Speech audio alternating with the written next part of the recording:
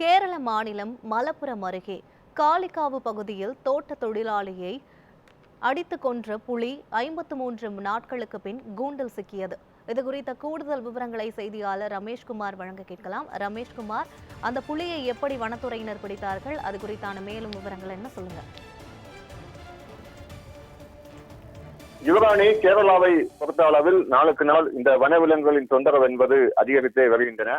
குறிப்பாக வயநாடு, இடுக்கி, திருச்சூர் போன்ற மாவட்டங்களில் யானைகளின் தொந்தரவு, அதே போன்று சிறுத்தை புலிகளின் தொந்தரவு என்பது அதிகரித்திருப்பதால் மக்கள் மிகப்பெரிய அளவில் ஒரு பீதி என்பது அடைந்திருக்கின்றனர். இந்த நிலையில்தான் தற்பொழுது மலப்புரம் அருகே காளிகாவு பகுதியில் ஒரு புலி என்பது கூண்டில் சிக்கியிருக்கிறது.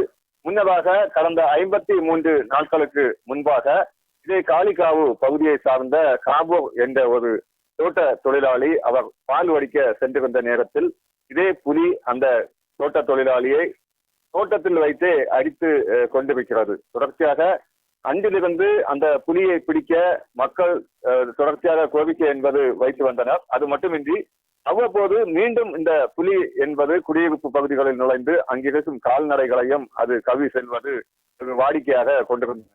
இந்த நிலையில்தான் 53 நாட்களுக்கு பிறகு வனத்துறையினர் அமைக்கப்பட்ட அந்த கூண்டில் புலி என்பது தற்பொழுது சிக்கியிருக்கிறது. ஆனால் வனத்துறை சார்பில் அந்த புலியை கூண்டோடு அந்த பகுதியிலிருந்து எடுத்து சென்று அவர்கள் முதல் கட்டமாக அடர்ந்த வனப்பகுதியில் விடப்போவதாக தெரிவித்திருந்தனர். இதற்கு அந்த பகுதியில் வசிக்கும் மக்கள் ஒரு எதிர்ப்பு என்பது தெரிவித்திருந்தனர். காரணம், அந்த புலி என்பது மீண்டும் அடர்ந்த வனப்பகுதிக்குள் விட்டாலும் அது மீண்டும் இதே போன்று நகர பகுதியில் செல்தான், அதே போன்று கிராம பகுதிகளுக்கு வந்து மீண்டும் உயிரை எடுக்கும் ஒரு நிலைக்கு அது மீண்டும் வரும் என தெரிவிக்கப்பட்டு அந்த புலியை கூண்டோடு அங்கிருந்து எடுத்து செல்ல முயன்ற அந்த வாகனத்தையும் சரிதான், அதே போன்று வனத்துறையினரையும் முற்றுகையிட்டு மக்கள் ஒரு போராட்டத்தை என்பது ஈடுபட்டு வருகின்றனர்.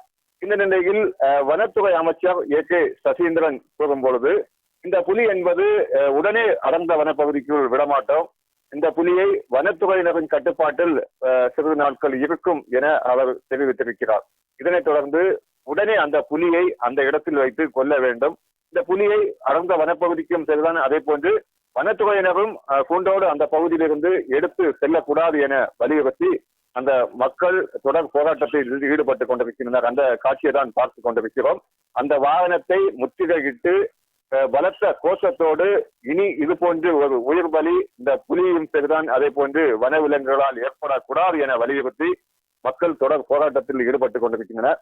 வனத்துறையினரும் அதே போன்று அங்கு வந்த வருவாய்த்துறை அதிகாரிகளும் போராட்டக்காரர்களிடம் பேச்சுவார்த்தை என்பது நடத்தி வருகின்றனர். ஆனால் அவர்கள் ஒரு துறையானும் இந்த இதை கைவிட வேண்டும் என வனத்துறையினரும் அதே போன்று வருவாய்த்துறையினரும் அவர்களிடம் கோரிக்கை வைத்த பிறகும் போராட்டக்காரர்கள் கலைந்து செல்லாமல் தொடர் போராட்டத்தில் ஈடுபட்டுக் கொண்டிருக்கின்றனர். குறிப்பாக புலியை உடனே கொல்ல வேண்டும் என்ற ஒரு கோரிக்கையை முன்னிறுத்தி அவர்கள் அந்த போராட்டத்தில் ஈடுபட்டுக் கொண்டிருக்கும் நிலையில் வனத்துறையினரும் சரிதான், அதே போன்று காவலர்களும் வருவாய்த்துறை அதிகாரிகளும் தொடர்ச்சியாக புலியை கொண்டால் மிகப்பெரிய ஒரு பிரச்சனையாகிவிடும் என போராட்டக்காரர்களிடம் எடுத்து கூறி வருகின்றனர். ஆனால் அவர்கள் அதற்கு செவிசாய்க்காமல் தொடர் போராட்டத்தில் ஈடுபட்டுக் கொண்டிருக்கும் நிலையில் அவர்களை போலீசார் கலைக்க முயற்சி என்பது மேற்கொண்டனர்.